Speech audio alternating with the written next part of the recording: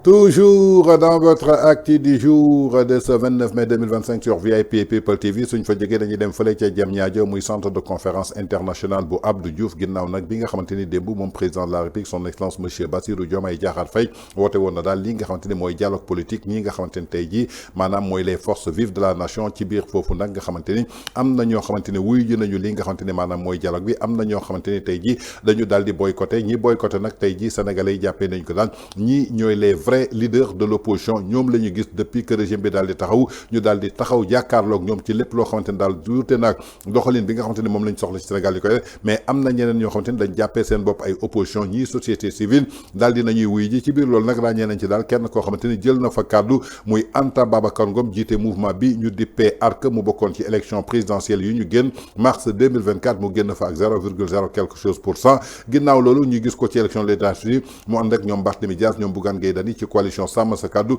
bi ko def tey honorable député mu nekk foofu ci assemblée nationale ginnaaw nag bu mu yëkkatee kàddu dama bëgg ñu déglu ji tontu Anta Babacar Ngom dellu si waat. Monsieur le Président de la République, Monsieur le Président de l'Assemblée nationale, Monsieur le Premier ministre, Mesdames et Messieurs, en vos rangs, grades et qualités, il est des moments dans la vie d'une nation où le silence devient une trahison, où l'évitement est une faute, où seule la vérité, dite avec courage et avec dignité, peut ouvrir les chemins de l'avenir. Et ce moment d'aujourd'hui en est un. Si nous sommes réunis ici, ce n'est ni pour meubler l'agenda républicain, ni pour prêter à une mise en scène institutionnelle. Nous sommes venus répondre par conviction et nous sommes venus répondre par devoir. Parce que l'écoute, la concertation et le respect de la vérité sont au cœur de notre ADN politique. Mais aussi parce que nous devons collectivement respecter l'intelligence des Sénégalais qui n'en peuvent plus des combines politiques, des promesses sans lendemain et des stratégies de diversion. Nous espérons vivement que l'esprit de ce dialogue ne sera pas dévoyé. Monsieur le Président de la République, les Sénégalais, dans leur diversité, se sont mis ensemble pour vous élire avec un score sans ambiguïté. La plus belle manière d'honorer ce choix est de rassembler et de réconcilier le peuple autour de l'essentiel. C'est pourquoi nous attendons de ce dialogue un engagement sincère des autorités à tous les niveaux. Il est temps de changer de ton et d'abandonner les discours agressifs. La parole publique doit retrouver sa dignité. Le débat politique doit être assaini, purgé des injures et des insanités qui n'y ont pas leur place. Chaque parti doit assumer la responsabilité de maîtriser ses militants.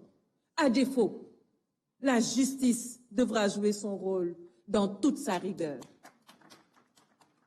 Mais nous appelons à une justice véritablement indépendante, équitable et impartiale.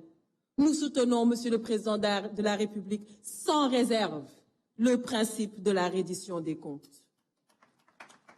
Mais ce principe doit rester un exercice de justice, non un instrument de violence, de vengeance ou un levier de communication politique. Il ne doit pas occulter l'essentiel, la précarité croissante, l'essoufflement économique, la jeunesse en quête d'avenir, les femmes en quête de reconnaissance, la diplomatie en recul, l'insécurité alimentaire, les périls qui menacent notre sécurité intérieure et notre défense. Monsieur le Président de la République,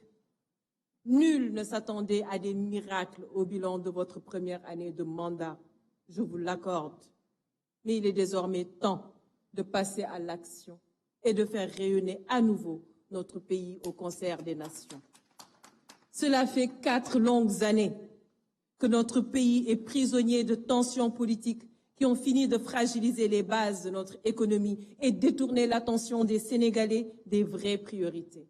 Il faut refermer cette parenthèse douloureuse et lancer des réformes structurelles dans les secteurs vitaux, éducation, santé, équité sociale, agriculture, élevage. kon ñoo ko déggandoo ginnaaw moom mi di Anta Babacar Ngom bokk ci mouvement bi nga xamante ni moo ko jiite muy ARC wane na daal présence am ci li nga xamante ni mooy dialogue bi nga xamante ni dañ ko initié par le président de la République ginnaaw nag président bu mu ne dañuy waxtaanee lépp lu jëm ci wàllu crise politique crise institutionnelle kii di premier ministre am nag xamaloon na ko carrément amuñu crise politique amuñu crise institutionnelle li ñu am mooy crise économique yaakaar naa ni loolu la firndeel démb loolu la dëggal démb ndaxte gis nañ ko ci dialogue bi moom ba mu ñëwee jëlul benn yoon kàddu parce que dialogue boobu gëmu ko ndaxte su ko gëmoon dina jël kàddu même su dul en tant que premier ministre tey jii chef de parti la moo jiite parti bi di Pastef kon yaakaar naa ni waroon na foox waaye yaakaar naa ni kàddu yu mu waxoon démb que amuñu crise politique moo tax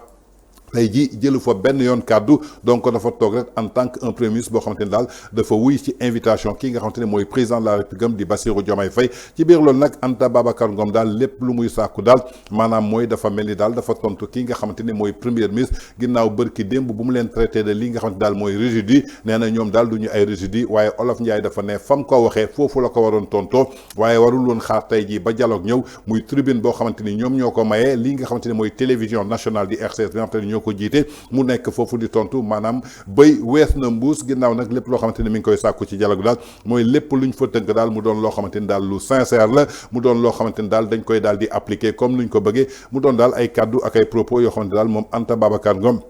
ginnaaw nag bi mu génnee ci li nga xamante ni mooy FDR dem na fekkee ji daal li nga xamante ni mooy dialogue bi waaye jàpp nañu daal que tey jii lii nga xamante ni moo ko fa yóbbu mu koy tontu daal li nga xamante ni waxoon nañ leen ko ci benn communiqué ginnaaw nag bi nga xamante ni rejeté nañu lii di interprétation ci loi d'amnistie bi ñu ne daal opposition bi ay résidus lañu ñoom résidus yi dem nañu wuyu ji waaye dañuy profité pour tontu ko foofu waaye waruñu ko foon tontu yaakaar naa ne dañ ko waroon tontoo jamono ji nga xamante ni bind na communiqué daal di koy wax ci saa si lañ ko waroon tontoo waaye duñu xaar ba am benn dialogue ñu ne dañuy ñëw foofu di tontu.